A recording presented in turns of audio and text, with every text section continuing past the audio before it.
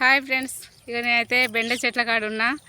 నా వంతు కాయలు అయితే కోయడం అయిపోయింది. మా ఆయన అయితే బెండకాయలు కొత్తుండు. బెండ చెట్లకు నేను రాకనైతే 15-20 రోజులు అవుతుంది. ఎందుకంటే చెట్లు నాకంటే పెద్దగా అయినవి. చూడండి, ఇదైతే కింది నుంచి ఇక్కడ మీద దాకా ఇంత పెద్దగా పెరిగినవి. ఈసారి అయితే కాపుకి వచ్చినప్పుడే మస్తు పెద్దగా ఉన్నాయి. నా వంతకాయలు అయితే నేను కోసిన. కొన్ని సొరకాయలు వెళ్ళినవి, కొన్ని గోంగూర, కొంత అలసందకాయ. ఇక మా యశ్బాబు అయితే అద్దనంగా ఎంబడబడ్డాడు. కోడలు పట్టుకొని తిరుగుతుండు. పాములు పురుగులు బుసులు ఉంటాయంటే అస్సలు తినడం లేదు.